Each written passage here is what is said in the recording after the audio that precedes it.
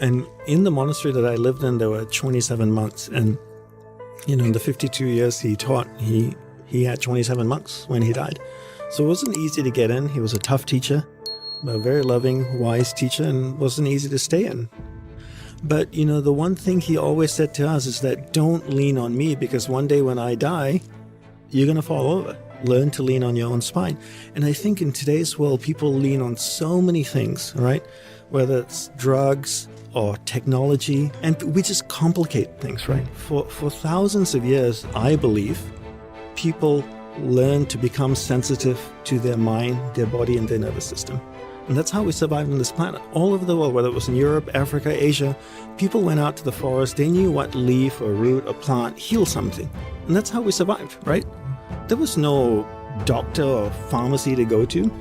We understood our body. We knew how to connect with plants, with things. We were sensitive enough.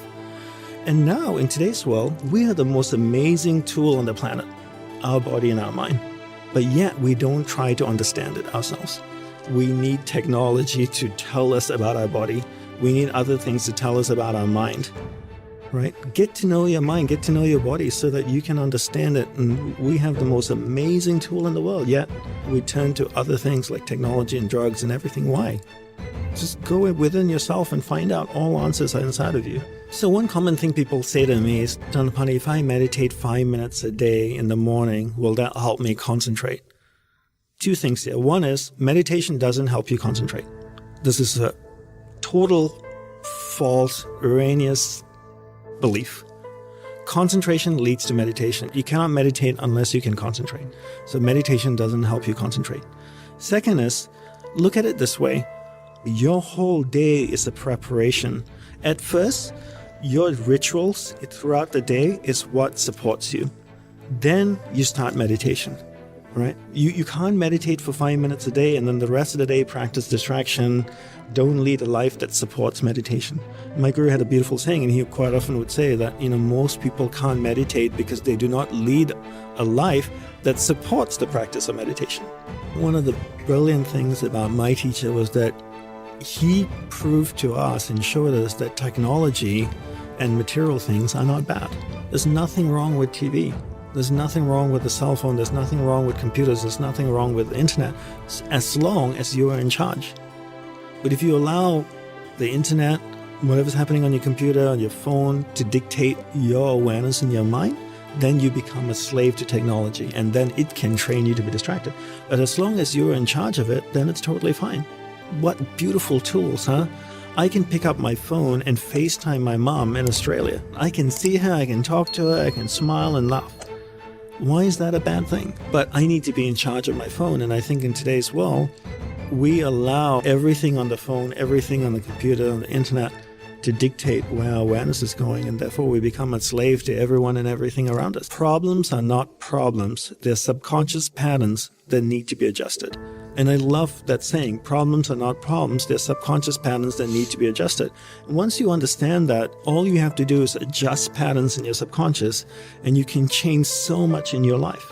Because so much of the patterns in there were either placed in there by you or your surroundings, your family, your school, what you watch on TV, what you listen to, your environment, programmed to subconscious. So if you can adjust those patterns to what you want, you solve the problem. I think at the end of the day, it's all about desire.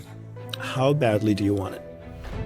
And most people, to be honest with you, don't want it badly enough. And when my guru asked me, when I told him I wanted enlightenment or self-realization, he asked me, what are you willing to do for it? And I said, I'm willing to give up my life. So I was willing, in my early 20s, when all my friends were graduating from engineering school with me, they were going out and parties and shagging women and getting drunk and, earning money, buying a car, getting an apartment, traveling the world. I said no, because I wanted something more. Not that I didn't think those things were great. I wanted something more. And I think today, how many people really want to be concentrated? I would say there's so many incentives for concentrating, right? Benefits for concentration. Number one is that ultimately I would like to think that most people want to be happy. I think very few people wake up and say, I want to be miserable today. Most people want to be happy. How do you be happy? First, you become clear of what you want in life. You identify your purpose in life. You identify who and what is important in your life. Your purpose defines your priorities. Once you identify who and what's important in your life, then when you're doing what you love, when you're spending time with the people that you love, how do you get the most out of it? So if you love going to the gym and working out for an hour, how do you get the most out of it? You get the most out of it by being able to be concentrated while you're doing that. So if I love spending time with my best friend and having a glass of wine with him and sitting with him for an hour and chatting gives me tons of joy, and that's a priority in my life. The only way I can get the most out of that experience is learning how to concentrate. If I can give him or her my undivided attention for an hour, I can get the most out of that experience. The byproduct of that is I feel happiness, right? At the end of the day, if you really want to have a life that's a happy life, you really have to be clear who and what's important in your life. And in doing those things, you have to be fully present. And the only way to be fully present so that you can fully experience those experiences is to be able to be concentrated.